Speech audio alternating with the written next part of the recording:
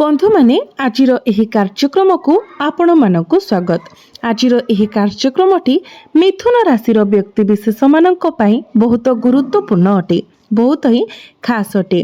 कारण बंधु माने एही पवित्र रथ यात्रा ठारू प्रमुख ग्रह परिवर्तन जगो आपणक जीवन रे एक गुरुत्वपूर्ण परिवर्तन आसीबाकु जाउछि। एही परिवर्तन आपणक जीवन रे लागि रहिथिबा समस्त दुख कष्ट एवं समस्यार अंत घटाइबाकु जाउछि। एही रथ यात्रा ठारू आपणक जीवन रे खुशी फेरी आसीबा पई जाउछि। एही रथ यात्रा समय चारोटी प्रमुख ग्रह सूर्य मंगल शुक्र एवं बुध राशि परिवर्तन करिवे, जहाँ आपणक भाग्य रे एक विराट परिवर्तन आनिब। आपणक जीवन रे चलीथिबा जेकोनोसी समस्यार समाधान हेबो एवं खुशी फेरी आसीब।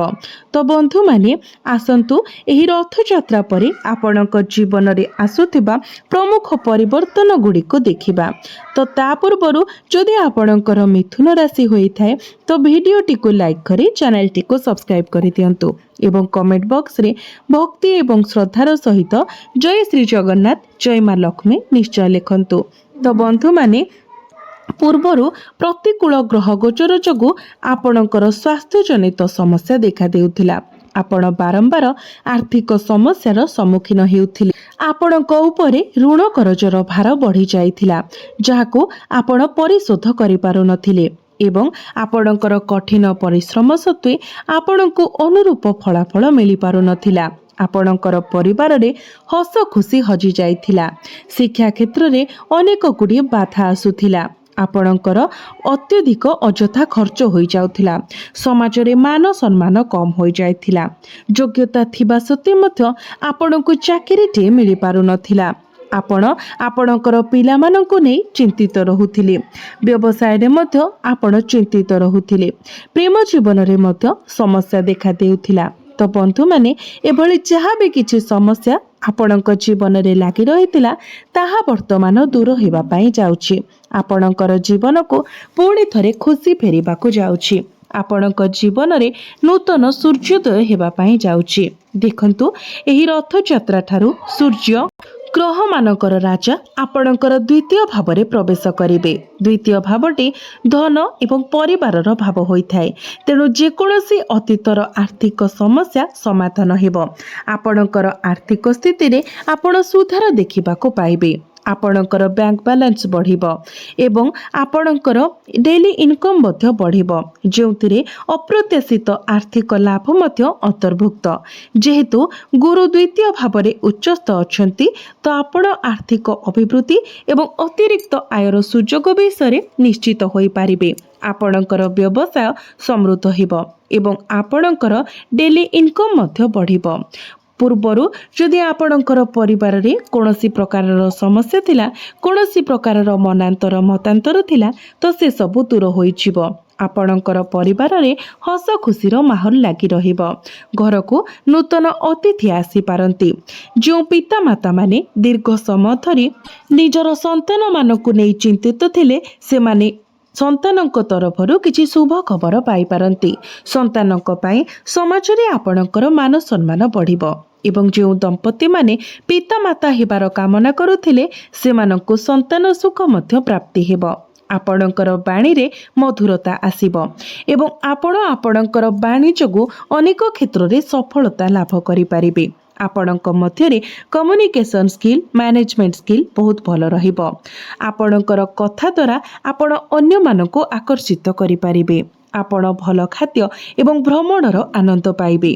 गुरु आपणकर षष्ठ अष्टम एवं दशम भाव को देखुछंती, जहा फल रे जो माने पूर्वर ऋण किंबा आर्थिक जंजाल रे बुड़ी रहिछंती से माने आश्वस्ति पाइबे एवं ऋण चाहुथबा लोक माने सहजरे ऋण पाई पारिबे। शिक्षा किंबा व्यावसायिक उद्देश्य रे आपणको क्षति करबाको चेष्टा करुथबा जेकोनोसी शत्रुंक चक्रांतरु आपण मुक्त हेबे। गुरु दशम भाव को दृष्टि देबा सहित जहाँकि आपणकर क्यारियर भाव एवं जोठारे शनि बहुत अनुकूल स्थिति रे अछंती तो आपण आपणकर क्यारियर रे मध्य बहुत सफलता पाइबे। जो माने दीर्घ समय धरि पदोन्नति पाई अपेक्षा करिसंती सेमानकु पदोन्नति मिलिबो। एवं जो व्यक्ति विशेष माने चाकरीर अनुसंधान रे थिले चाकरी पाई संघर्ष करुथिले सेमानंकु चाकरी मिलिबार मध्य बहुत अधिक संभावना रहुछि। तेणु आपण निज तरफरु चेष्टा जारी रखंतु। आपण चाकरी क्षेत्र में स्थानांतर मध्य होई पारे। एक भल स्थान आपणको जॉब ऑफर आसी पारे किंबा एमएनसी रु मध्य आपणको जॉब ऑफर आसी पारे। कार्य क्षेत्र में आपणकर दायित्व बढ़िबो एवं आपणकर उच्च अधिकारी ठारू समर्थन पाइबे। कर्म क्षेत्र में आपणको मान सम्मान प्राप्ति हेबो। आपण किछि बड़ खुशी खबर पाई पारंती। यह सहित आपण गुप्त उत्सरू धन लाभ करेंगे। वैज्ञानिक एवं गवेषणा क्षेत्र में काम करुवा व्यक्ति विशेष माने अनुकूल फलाफल देखिबे। पैतृक संपत्ति आपण को लाभ प्राप्ति हेबो। जदि पूर्वर आपणकर कौनसी संपत्ति बिक्री होई पारु नथिला तो एही समय से संपत्ति आपणकर बिक्री हेबो, जहा फल आपणक हाथ को यथेष्ट मात्रा रे टंका आसीबो। आपणकर गुरुत्वपूर्ण आर्थिक लाभ हेबो। दशम भाव शनि आपणकर चतुर्थ भाव को दृष्टिपात करुथिबारु एवं बुध द्वितीय भाव भल स्थिति रे थिबारु सामग्रिक दृष्टिकोण उत्कृष्ट। आपण नूतन संपत्ति किंबा जानवाहन हासिल करि पारंती एवं घरे नवीकरण किंबा नूतन निर्माण कार्य आरंभ करंती। जदि पूर्वरु आपणकर स्वास्थ्य रे किछि समस्या थिला तो आपणकर स्वास्थ्य रे उन्नति हेबो एवं आपणकर भाग्य उज्जवल हेबो।